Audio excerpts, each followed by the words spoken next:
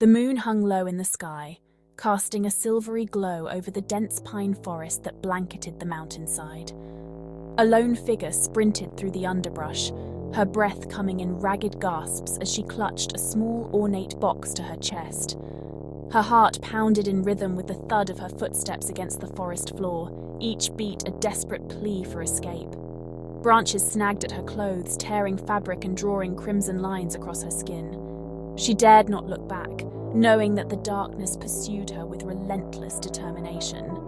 Shadows flickered at the edge of her vision, whispering ancient secrets that sent shivers down her spine. As she ran, the young woman's mind raced with memories of a time when Pinecrest had been a tranquil haven nestled among the peaks. Families gathered for summer festivals, children played in the meadows, and laughter echoed through the streets. But that was before the disappearances began, before the whispers of a darkness that lurked beneath the surface of their idyllic town. She stumbled upon a gnarled root hidden beneath a carpet of pine needles, sprawling forward and clutching the box tighter to her chest. Gasping for breath, she scrambled to her feet and pressed on, determination fueling her resolve even as fear threatened to consume her. The trees thinned ahead, revealing a clearing bathed in the silvery light of the moon. At its center stood an ancient oak, its gnarled branches reaching skyward like skeletal fingers grasping at the heavens. The woman's pace quickened as she approached, a surge of hope igniting within her chest.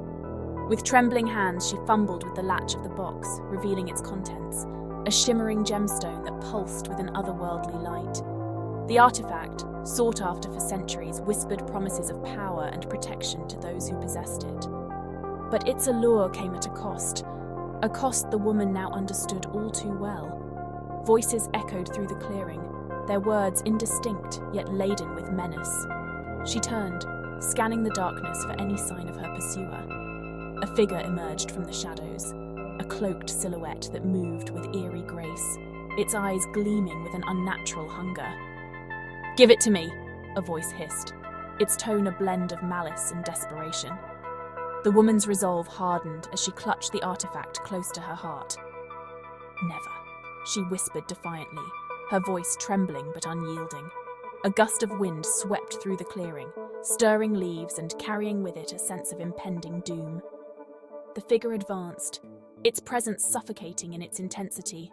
The woman backed away, her eyes darting frantically as she searched for an escape route.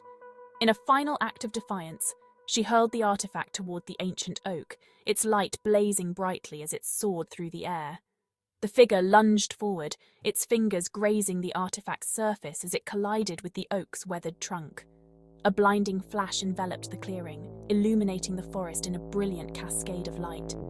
When the brilliance faded, the artifact lay nestled within the oak's embrace, its power sealed within the heart of Pinecrest. The woman stumbled backward, her strength spent and her spirit broken.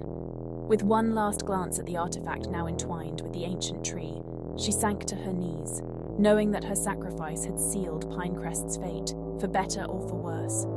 As darkness closed in around her, she whispered a final, cryptic warning into the wind, a message carried on the breeze to those who would come after her, to those who would dare to uncover the whispers of the forgotten.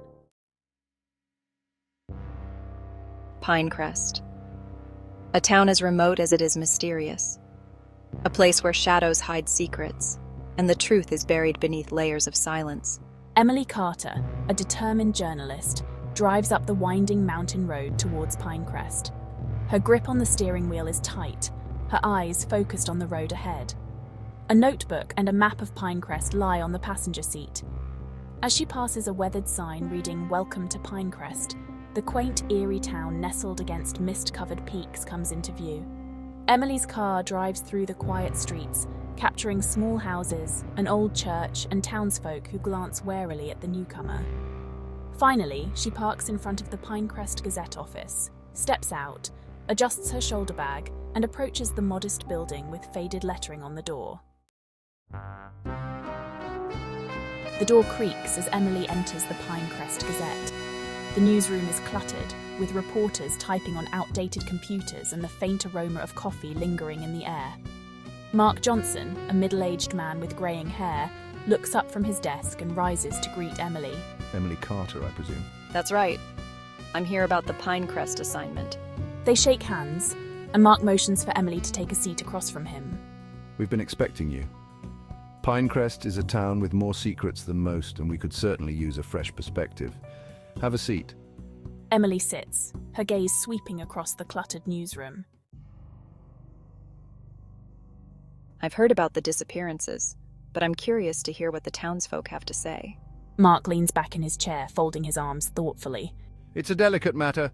Folks around here aren't keen on outsiders poking around in their business, but something's not right in Pinecrest.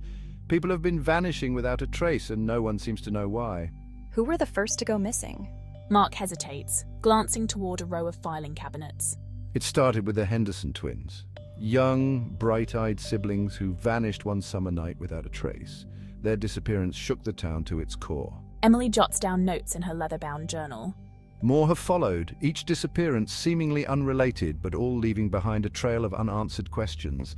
Some say it's just bad luck, others whisper of something darker lurking in the shadows. S1. And since then?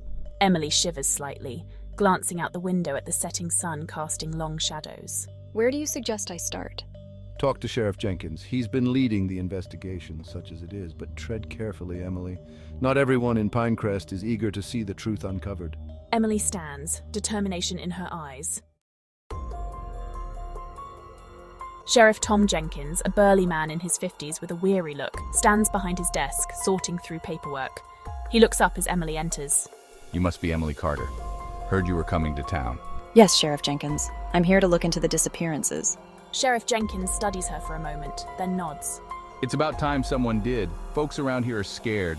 They need answers, but this is a tight-knit community. You'll find some resistance. I understand, but I'm determined to find the truth. Sheriff Jenkins gestures to a chair. Have a seat. I'll tell you what I know. Emily sits, pulling out her notebook and pen, ready to uncover the secrets of Pinecrest. To be continued.